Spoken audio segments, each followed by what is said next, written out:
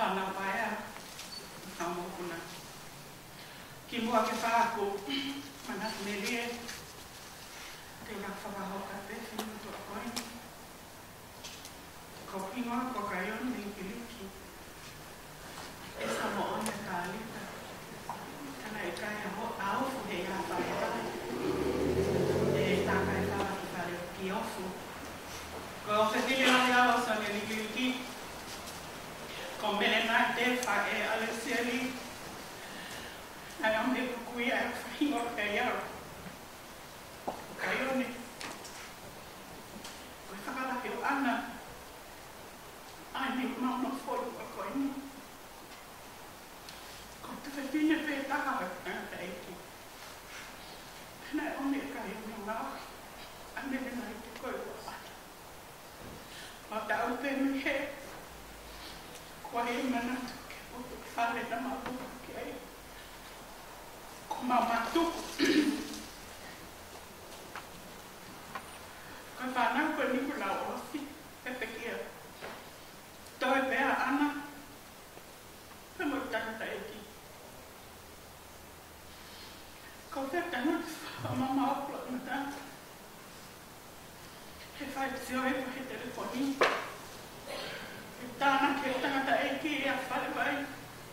Makawe whanutu whale. He amani whai a whami. Pea ko nao, tāma ke uto whai hamana, me he mo tāha nao, kalesi. Lesieli, Raki, tem tangue pela Lesieli, pela Lelea.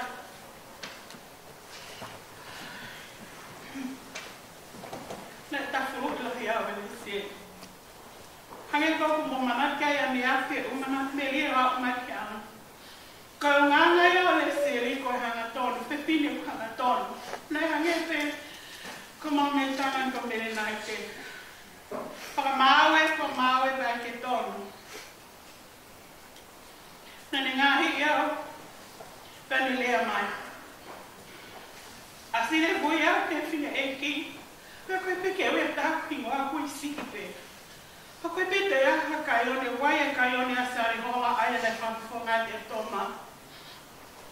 Pe moa pe. Koe pe ke ue hataka eo ki ngā kui sikipe. Si, alo tokanga ke whai te kau. Pai loko ngā o tito hewa mai kata te ao. Le seri ko manatu e mautu utai o kalani ke whai mau ngā oe. Ngā oe whai te kau kai whukeu. Pukanga whataku kai ke te tianga ki. Hele holo whai whatongia he motu. Ko mali he loto whale koe ni, koe mo ui whakaaki muni. Koe suhari. Koe ako e hua unu kau te whai, loto whare. O tātai ko malaka e sāmate, kone mamako. Pea wako ai he lea Lesieli, si tokanga ke lotu, alo tokanga whai te kau, o te tokanga ke whamili. Lotu mai pe, me pe mahawinga. Tok ilo pe, kukosti, pe tu takianga he, o pe pino pe awa, i pere. Kaioni, kone si ko. Le seri ko manatu, ho seo mai ka te au, e kulele hao whenga e misna e mea nika ko wanga ke whanga ko tamu. Kulele hao me whanau ke whai holo e. Whatau mea kai pa te teo koe kāpanga misna le atuna papai ta koe. Ko koa kauna tāmaki he me papa ana. Esa swisiliana tātai nā tōna tūna papai. Ko seo mai whātunga ne whine ki tafuru. Ko seo mai ko waka le se liko pēm. Si, nā te anga mea koe. Ko seo mai waka mai. Ko arupi kwa kia. Ko tangi pē, tai amana. Awanga le se angi sila kakeo amanake a ki loto koe hae na o inga I loto. Te whakaawa te kongo atu ke whai wheka. Te whake le se le ka whake. Ka moe le tohi o ka si o hake rata. Malo. Te se li ho unanga. O koe ki pāna I praima le se li. isi o oka te hina nei, ko le sia whatomia he, te amo ema a anana whitauraki nā tō. Ko hipe mahawa ko tupu ahu whitu, kai ke puu, kau he kau, ka maha maha waine, maha ka mea kai ke nga whio maa, leo ke mau e ka tupu no rea ya. Karai ka mea ke mau ko na hanga male selo ka kuru ia. Te pe ako me maria i pai kau ke mai ale se, tako si o lotu te e whanga kui ku ali ko te aki lotu. Le seli maloma o atona. Ofa mai a he a. Mai he a pēr mai nai hawa tuku. Ke hau pei a tau hiko. He mai kara tuku, he hau o maka. Ko a honi, ko toi pe a whānau. Mo wai le sia ko ke tae sipinga le amsia koe. Ko ke ilo ho aho. Ko ke tae e ki au nau sia ke maranga a le sieri. Wai le whai lotu. Ko whai pe lotu lilo me pe whawhetai e ki. Whawhetai ho o kakai. Tau ilo aho. Ke nau te wai ngā whārati. Mo mua. Lotu mai mama tōru. O mau toi ai ko e he ilo o te mau te whakamaha waine. Ka mau haku he waine moni ai e ki. Pai ai o mau whakamu ui. Whaoka tu ofa. Ke kanila. Whakina. He ka mire nai te. Ofa mai a sione me tanga matanga whaamili. Purawa au to whilo aku. Ko tau aku ma tua o whātu.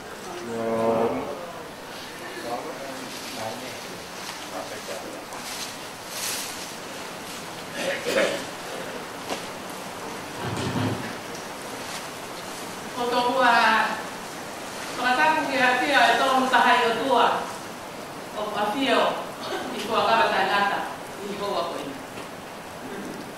Ko ataku atu, ki a reikune, ko atu lolo, tu yaki tu, whanau ko whamopuna, o hoi. Ko ataku atu ki a tahine, ko whatai ka o maa, tahini ko tōkanga, ko yongo whahoka o ka eni, kia mihi esi ko ere noa, mo tahini ko le sieni ki ngā noa whatunga. Ko ataku atu ki a tahini ko seiti, whakapofonga, ko ngā aue o kōku. Ko ataku atu, ki he kau taula e ki, kau whai whekau, kau se tuaka. Kua tāpua ki he kai ngā lotu, o kua karata e ngā tā, pia mo hiwa maari o i kōko. Tā hini ko kai o ne, kua whai whekau. Tā rita, tā maa a le si, mele, ko yung nes matuto ay nagisi. Ka umaan nes loto a oha. Kasi ko na ifan. Katapon rin bitaw alpaki, malo si umubita. Ito ka na ikina. Ay hoa. Ay tukimu api ang tukimu isola kang perpulang.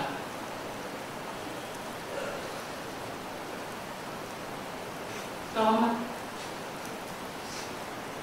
Koi family. Koi family la fekasi. Koi tahi me ko kunu. Depende pana o tio. Siri, welcome you tonight. Ti pana vaya, vahoy, servisi, vahoy, tevitasiu. Merino atong sabihin ipakamuuna ihepopo. Si ale atawo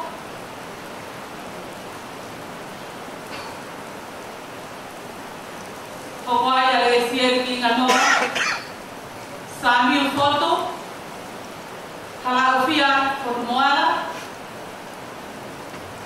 solmone, ya tehe foki kia hen sol kelmen, kohingo aya, kohingo papa, kosisi taha. Kata mo file mo tua ko ni, ko kohingo a, ko eseta, bika toria, moa, faina, ia te ke mari pe foto. O bota kai fala ki ai. Tie fica tolo. O fana o ele o pi ai ale siri. Ko e telele mai. Neo mano pele o faka tulolo. Ka o pi ai ma pinga. Me amaia, ka lele maia, ka me talau de ya baba. Pea ko te fia e toko ni ke toku mua ke watu haleo pea meihe whangamari o e whantunga ane a lesieri ko e tānaki mai pe ki mauto ki whamiri ko ke mauto he kōni ke ko mea ane o kamare i whamiri ko ai kau mai e whangamari ko e tānaki pe ki mauto ka o pehen ko siale atao o kuni ma uhoa ya ki fini motua ko eleno pia me yukure pia hawa ya esieri ki ringa noa ko hono husband eni ko shirs hawa ki ai motua fai te kao ko eni tuma ane o le sieri o ko takai fala ki ai ko tamasiki ko antema sabiu ko tumua ko fika ua hakeia he whanau tanata kia siale ataono o modulalo ko tumua hoko kia e tamasiki ko halako fia pia pehe koki hoko kia e Solomone o kune mau hoa te tau papau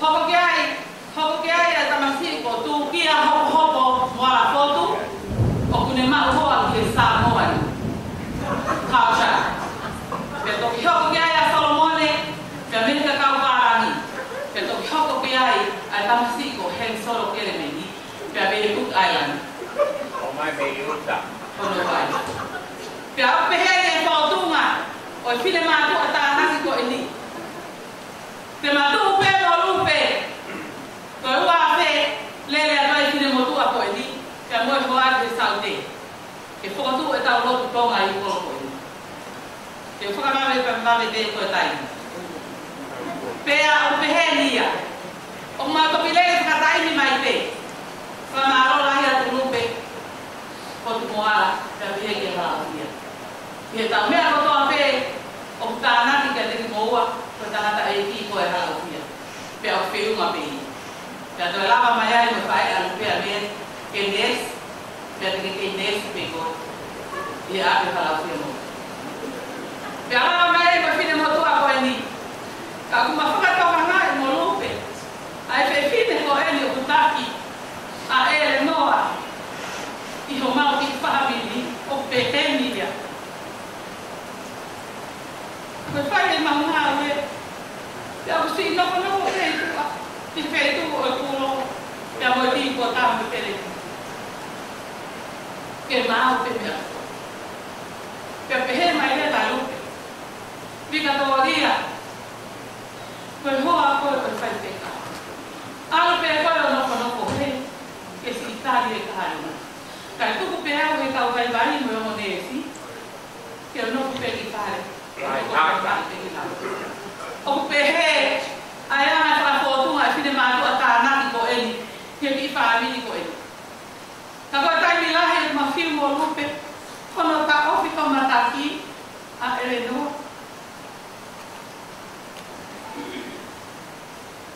o fa no ma ne ko u ya lupe fu pulo ko ya o fa te ya tu wa me no fa que eu algo que ke mata o ke peito.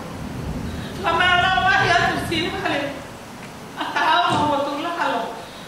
Ie o mi fe fine lo to pe. Ke hau ya hifo. O si si. Ka ma o ha ke ki ma mo lu. Ne o le tu a ko fa se kau. I kai. Ke ka te pure me ai família. Então, isso aqui está real e feito com a toma. Quando a gente olha que é a família, se eu vai ter quando a gente fica aqui eu estou lá para fazer isso. Aí é a coisa os filhos aí é a coisa, mas aqui é aqui ao longa. O berre para morrer berre a fama de pouco ali. O berre a fama marico ele. Eu vou matar na que nem que família com ele. Que vou matar a mãe do pai. Kai pena pe hame ake mama lutai ake família ko ele neo ko ka po e família ko ele mama la kia ka o matari pe mo lo se fia ana ko to ko to pe ya ma o mi pe o nga ke hala fia ke he ke alu pe me ya ki me asi na vai a família ko pa e ke malo sai ta ho perché momenti fare vai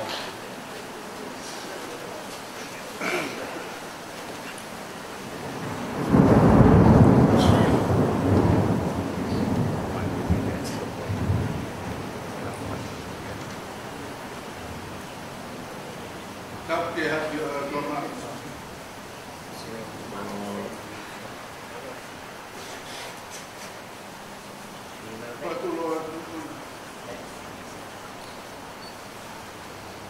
Provocou que o fama. Mata pu kamata ke pe jangan.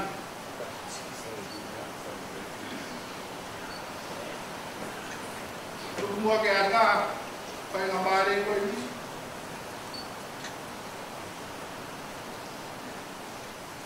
Saya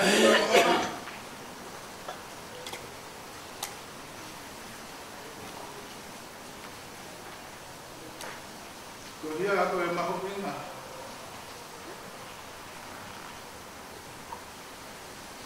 Oh dia. Muka tak ipe.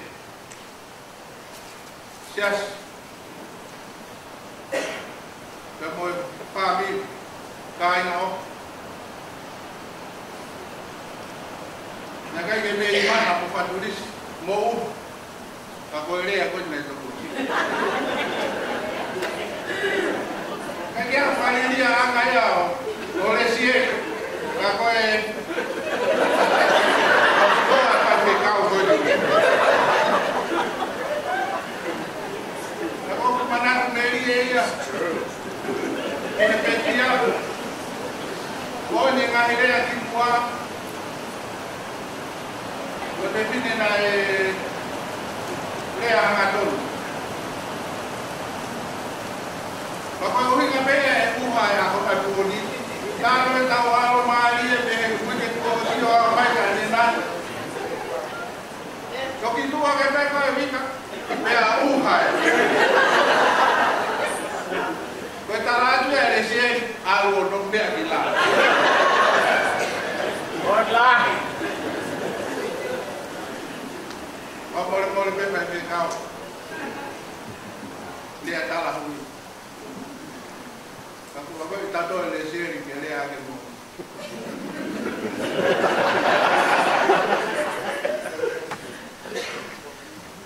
Kau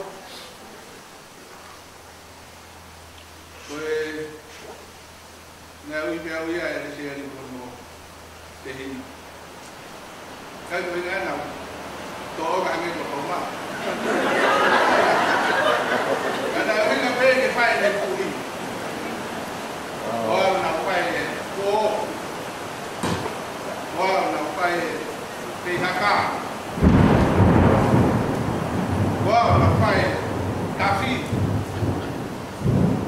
Kau apa yang kau tahu dia bukan befinde. Kau bawa api. Kau sih jauh pe. Mereka ako ia lesi mapa e pai ene ku maulele mai di New Zealand ya maulele to mau tua e api o lesi mono lagi itu supani ko e amo ya mawai panau ini semis bahoi tentasil ma meli halo dah mau pe motor amwa mau mata pune lesen mau beli apa ya oh tu ane agak lesen kau ya macam masih banyak marisuan masih banyak marisuan agak ini kita kayak unik kapan kan kita dan lesen kau ini kau kapan kau lihat jauh huwa kau pare kau si kata apa dia mahu kau lihat dia alo ayah haka itu haka ya mahu so ingat dia potong pe lapai aku kotor dia pakai baby itu itu begini saya kira kau perlu tinggal nak cari kami di Tampia. Kan dia mau lah ya siapa mau pakai kawasan Jordia, Turki ya aku lele ya sombong mohon som aku abe na opa ya desi no ngabe kono ya o mampu kama dai ko la fia jen kala fia ya me no ka ko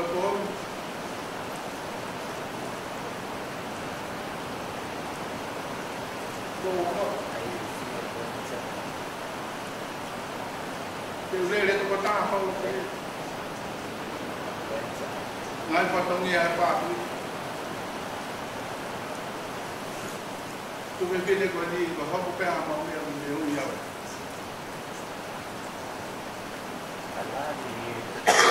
Dan dia mau naula lahi. Ulahan yang belum yang family ya.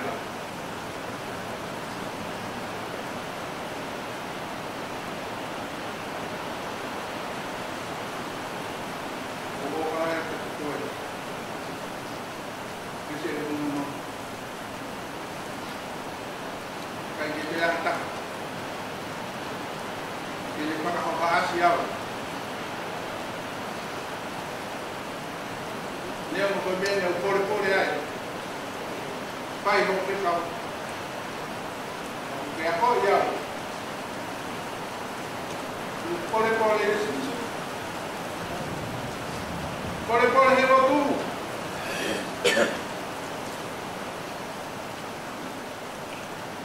tahu tu yang kami apa kai proses atau membangun tu dia aku Pak Ahia di suku aku masih pak dia aku karena kawan itu kita tua bakti pada aku ini di motor kalau nggak kau perlu ngapain di time di barang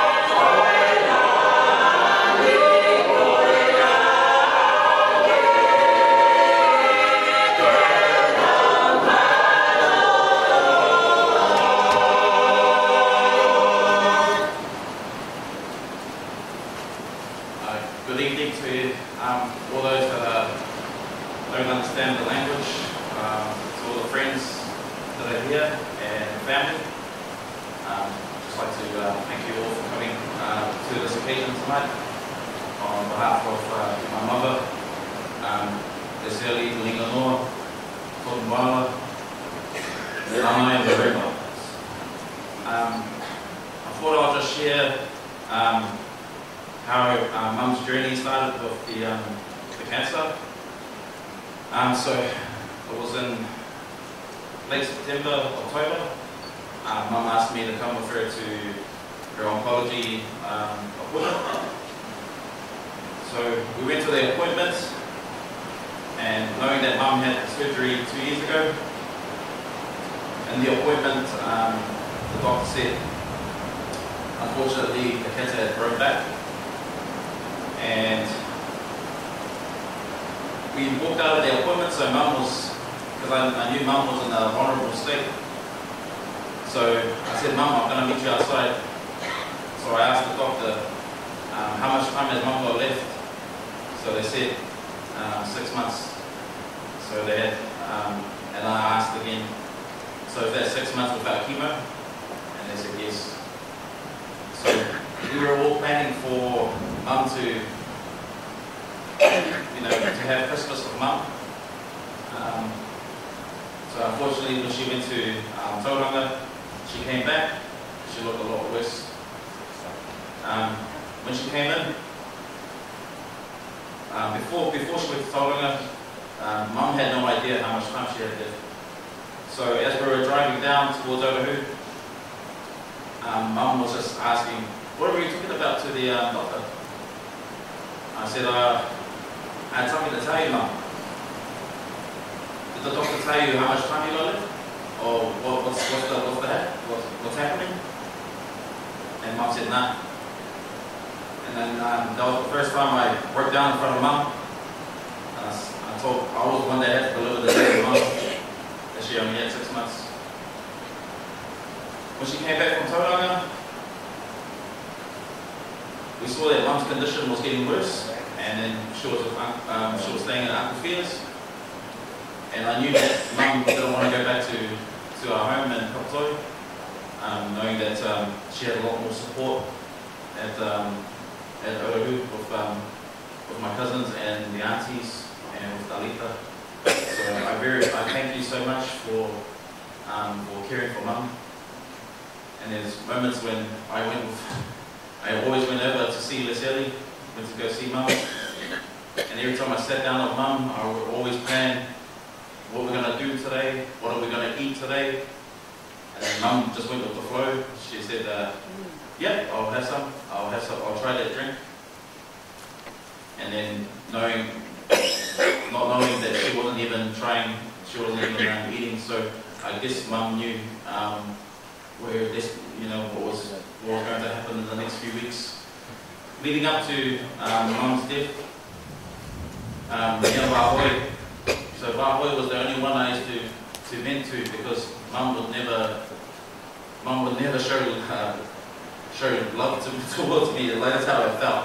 Mum was always angry at me. Mum would always think about other things. I would say to Mum, have you tried this? Mum, let's get Dr. Moonsing to come and see you. The first thing she goes, David? And I said, Mum, we need to see Dr. Moonsing. Just raise your voice. And I used to say to her, see, I told you, you're lying. You got heaps of energy. Then I went to Vahoi, and then I said, Vahoi, oh, Mum's being hard on me. And then I used to say to Vahoi, you know what? This is the plan. Because Mum's always been hard on me. That's it. I'm not going to see her. I'm not going to see her. I don't want to go and see her anymore until you get here. Then the following day will come, and then I go back and see Mum, and I say, hello, Mum. I'm back again. And every time I'd see Mum, she would always argue with me. And then the last things I said to Mum on that night before she passed, the thing that I never said to her for close to 20 years was to say, I love you, Mum. And then I gave her a kiss. And then she responded, I love you, son.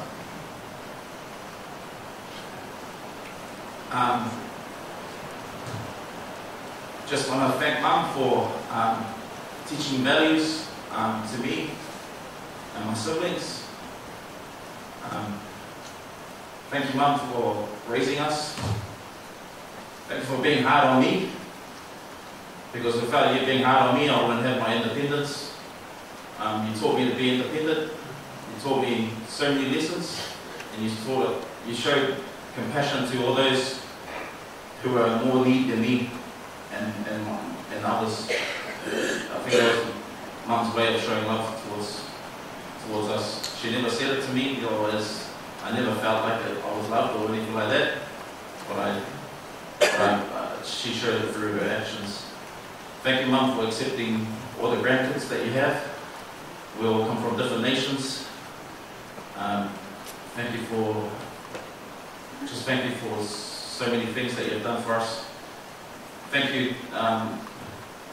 There's so much of the list, but Mum's got a lot of achievements that she's had, but the most proudest achievement that I had that I heard of hers was able to forgive.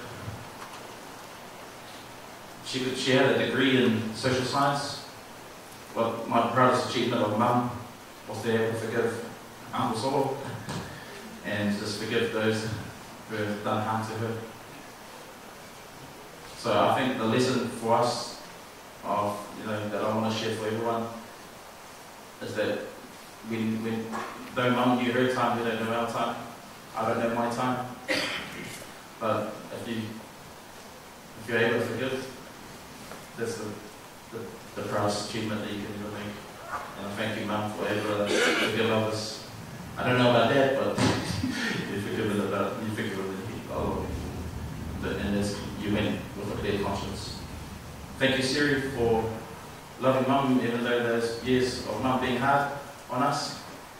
But Siri, thank you for loving Mum unconditionally, and we'll always be here as a family as well, Siri. Thank you all. Thank you.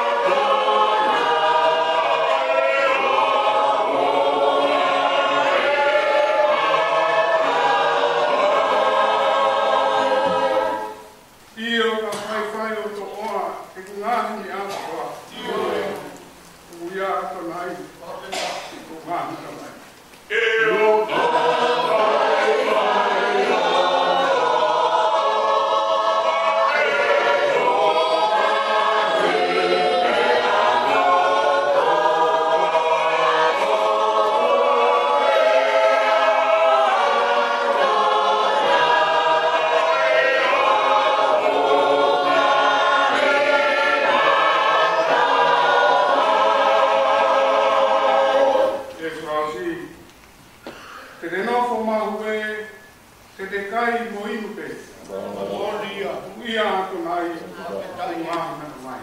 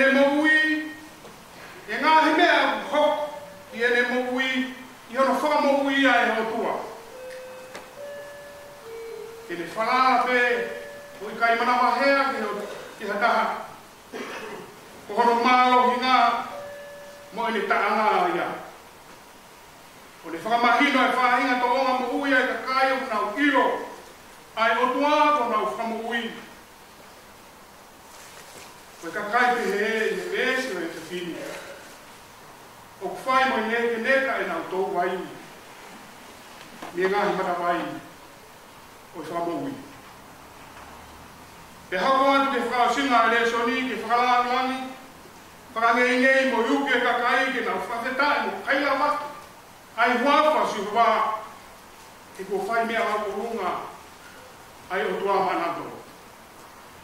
Si fe fine no fosai o ne mo whakaulu mo mawawa e ko tokai kolo ko e taha ko ia e taha ku hao iskei e taha ku aku mo e monu e nau fia mo neka ko ia ko ia fio ai o tua ia teknautolo ko ia fio ai o tua tu maku na loto lo tonga o nau tokai kolo o kui gai o mea fuo o no whata ake ai matawai ki he moui ke whamoui ai o tua i tō tapu. O taranoa heri ake mo whakuna ke ai ngahe sā me mo i kauparo whita ki he vai e whakau mo tua koe moui anga o kauna tonu ki he wā o e tangata abe mohono o tua. Ki sā me tō lono ke koe matawai o e moui o kui he awhiona. Pea ku he ake e aisea e whia whini. Whakaha koe matawai koe ia e tāpuat mo monu ia. Koe ia e uni lelei o kunau inasia. Koe hui, koe vai, koe mea koe matai kolo aia ke ngai whanua tofa ia. Hange ko Israeli mo Palestine.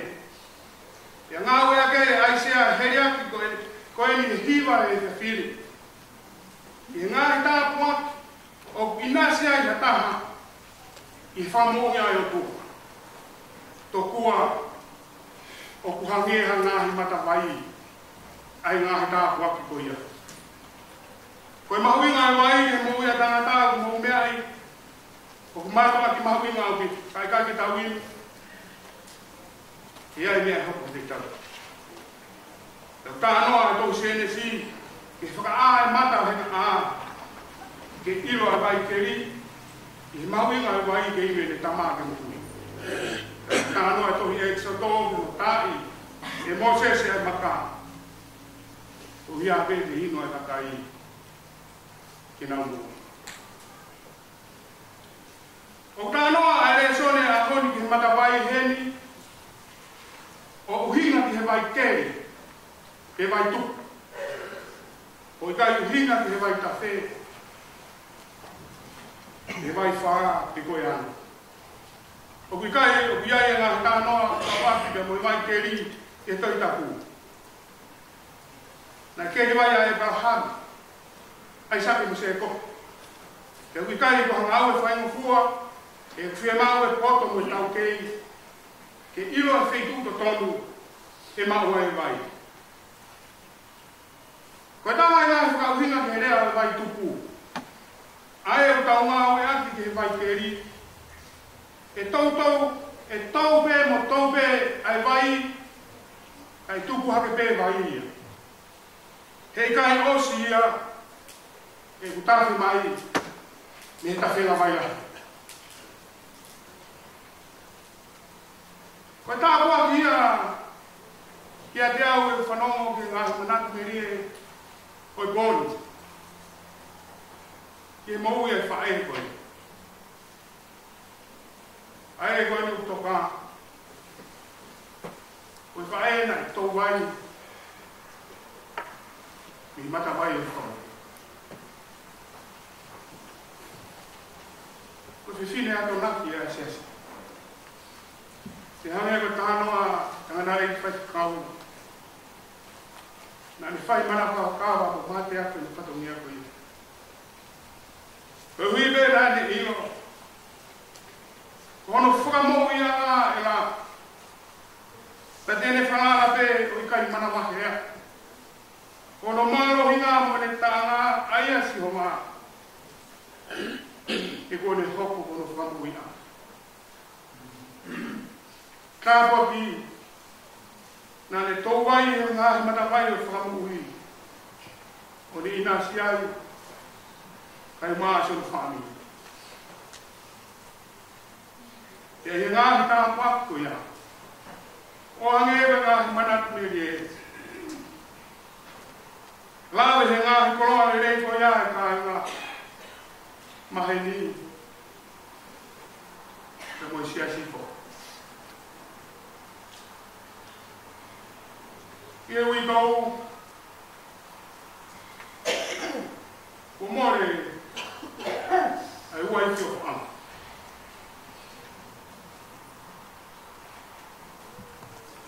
Ya womo. Iko more ka kanita. Io se no e fa na u. Iko more ai fa fi. Ai kai puria ke mo dolu. Ai ofa mo fa ia ke mo. Eu mo wilo kai ko me fa mo fua. Ai fa do me fa fa. Ina ane kalu se fa ni ngahi fi mapra. Ko hibe ke fiau. Ko mo dolu fi. Tane fa o mau ko no fa do nia ia ro tu.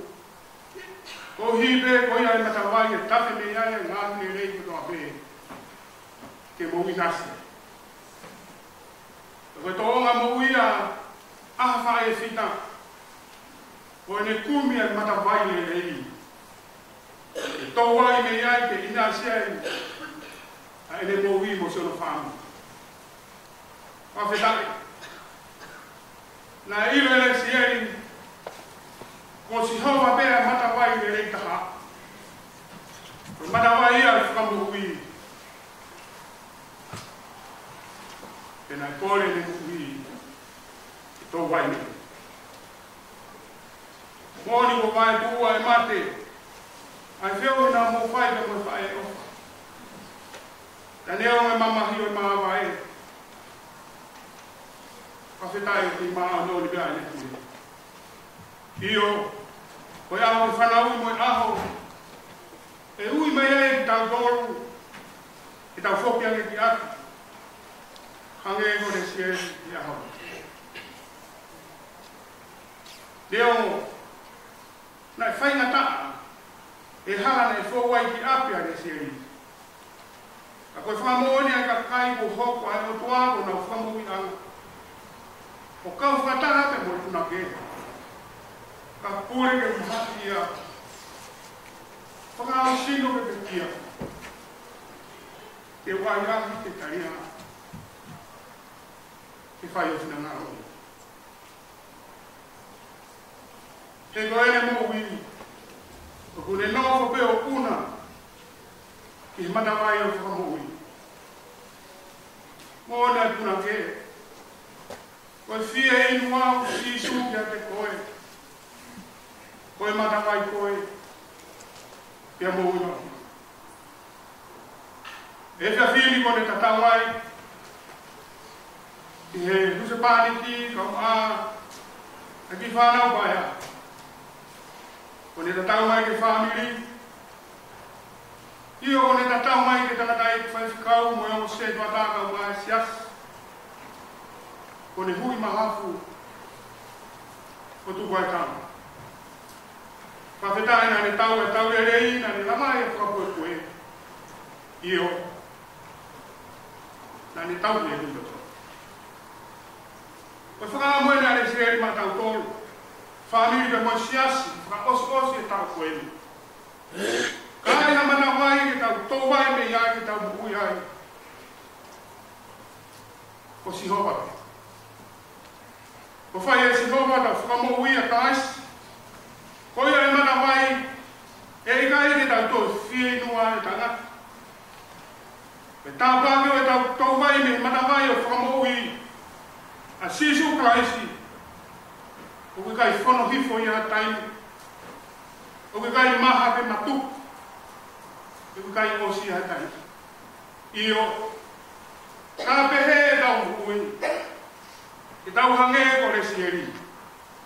E whai mo neke neka e tau tau vai ko e tau ilo. O kui kai osi te siki e ofa e dua. O whai mai mata. O whai te sieri. Kia ke toka ai e nonga. O whie maria o teo mātua whi. O whai. E hui dou e ke whanau pai a. Tawange pe mo songa. Ai tua ma fi. Ini fai mai mo fa no nga. Loro tonga tai fe na ka. O fa mi fa u mo tua. Mo tua na family. Ele. Amen. Kimi de tau hi vai to miau. Ono fulo himi to no noa. Pada me pilang. Ko fie inoa. Si su ya te koi. Ko mana vai koi pe mo kui mau pe. E ki forma au. Bien dia.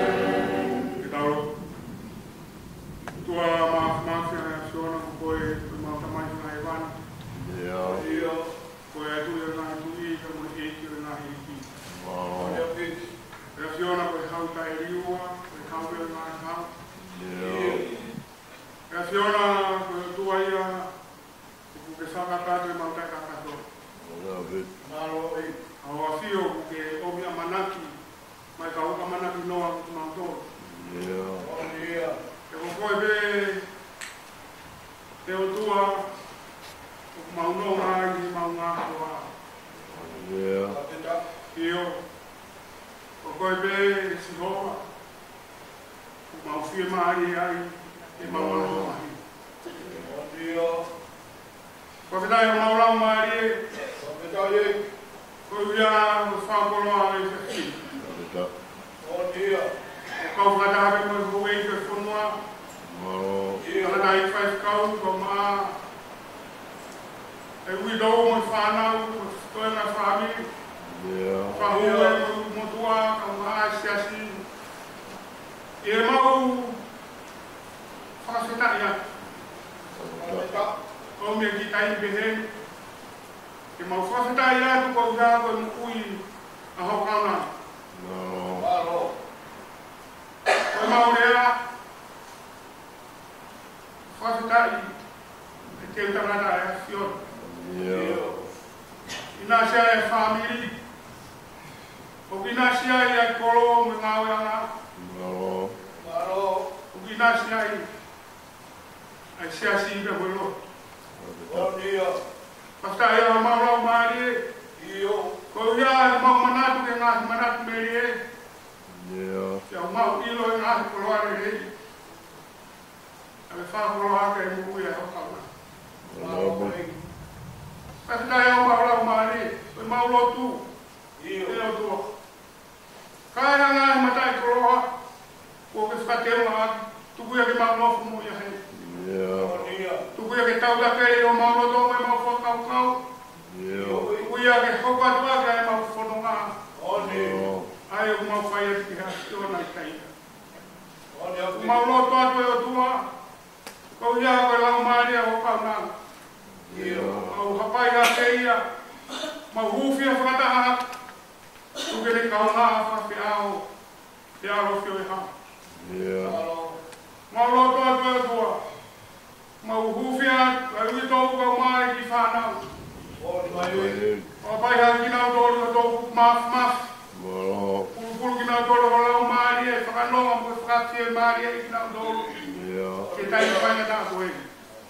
O mea noa koe o mama he tatai ana mai o toa pē. Ke nau maungo ngai mo e whie maari. Mau hufia tai whahu ka mauru motua, o ngai whamiri no me kai ka ke akiona. Whakamanu mai e lau maari e hoa whio ki nau tōru. Mau roto atu e tua, mau whametai o tuke mau ikuna whatongi ai pōni. Ka mau hufia koe uhiara whatongi au stoi. O mana tua, e takatai whaiwhi kau ke mo teu e malanga ke whamawai atu ke mau tata o whanau ati a pōpongina. Kau mai o lau maari e teu te whai, te mo ngau e mamafa koe. Mau lotu atu, o hea o ngai whotutu ko tope. O whai ma teo i whakaingi henga, ai whanonga atu a hera o kaunanga. Tuke na taki he lau maari a whiona. Tuke roto ea hononga, ho keresi, ho ofa, me ho merino. Kai a whotutu ko ma whai. Tuke lang ia pia i. Ai o tua mahi. Ma roto atu a tua ko hea, ngai whatongi atu tau he pō koe. Ka mau matu ko api ki mau tolu ko mau ngasi ko tua nga. Tuke whai ho mau reo ni ko mau maru i. E ka te angelo ai a whiona. Ai le mai a muhua, ka ke mau whanonga, ka mau mui atu. O whia be. Whaka te mau mui ke mea ngāwe ki mau tolu, nea ue mau nai tāu. Whai ka tau pēra tūni. Whawhai kuna pe hoaro o Sisu Klaisi, koe pe o mau whamui. Koe gresa tau i o Sisu Klaisi, mo o whatua me tamai ke mea maari maari honi. So foi ia. E witou ko maa ki whanau paia. Whahu e mo umotua, e tōna whamiri, whai beora i kōnga, e tai ngā.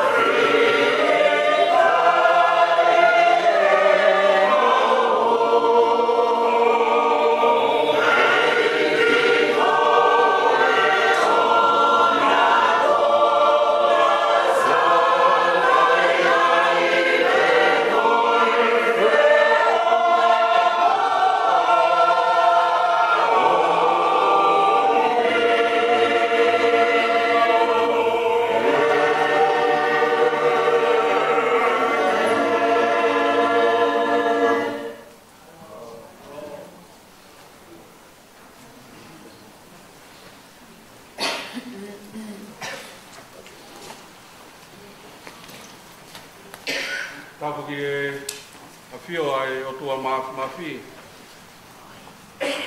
Patapu ki tātai whai kau. Pamore kau hupanga tupe he tala whakatapu. Kone whia he whai lotu whakaos. Po a po o re sieri kiringa noa. Rangata ia te au whai ki toa, kaya tā ki whai at pēha whamālo. Tātai whai whakau ko whawhonga atu ko wiki, ka mai umotua, whahu ka mai whamiri hono katoa. Mo whamālo atu he kroa, mo ke whai aki ho mau whakaloto lahi i. Mōni ko e kononga mau whai mai taru pe mei he hengi tūsi te. Pe moi pupu tuu ho mau loto, pe moi mau whakau. Pe puri o rukawei ngā, pe he ai hara kononga. Au ke toi whamanatu mai he whiawhini. Kai te ai hakawei ngā e toi whiriri waki. Kai te ai hakawei ngā e toi whrala ki ai e whraua e Karistianega koe tātā pe o Klaisi. Koe ai vai mo ui, koe ai vai o la. Koe ai maanu anga, e moi whia maari e anga e whamiri koen. He lolo tonga e tau wha. Ko malo atu he kloa, ko ke vai mai. E tokonaki ai o tua ko whai holoto, mo lau maari. E kloa i ai, ai hou e ki ka mai whahu. Kloa i ai he umotua, ka mai ka inga me motu. Me ka inga me kirikiri te fua. E hea whamaro mo talamonu atu. Ngā whatongia o whai hono fuesia. He uia eiki. Tawanga kene kei whakaivia koe. Mo whai tāu e ki nai pe ho mo ui. He tari ko au. He piriki me utau whai taimi. Whakatau mua ki e tāni ti. Koe ato e pe e whamaro. Ke eiki no pere. Vei kone. Vei ki a whanau me whakamakapuna tui a whitu. Ka hine whahu. Ka mā aki mōtoro kotoa pē. Ko mō mea mai he whiawhini, tau kau whata. Ko hui koe whamāwai me moi whae e koen. Ko ne tatau mai he harakono ngā. Kai te mau harea whiu. Ko whonga te umotua. Ko mālo loto hou ngā. Ko tuku ho mō ua. Ka mō mea mai ke tau piki uma. Mo tuku whakataha he whiawhi koen. Mālo atu ki e se tuataka mai ka inga lotu. Kua kawatai ngā tau ke nani. Mālo e to o e whatongia o e whiawhi koen. Tuku peke o tuake ne whakato atu ha tono no e whakamālo ko whia. E whaitawe ki nai peki mautoru. E whanonga, e mui ngāu e tau kautahai. Lolo tonga e tau kei ma. Ai mānawa mo ui. O mori peka e whakato atu whanki whatongia koen. E mei he uru motua. O e tau malanga a pongpong. O hui ko e ngā whatongia mo ua ki ai ngā tai whaifkau. O mai kai ngā lotu koen. E whai e tau malanga he walu au.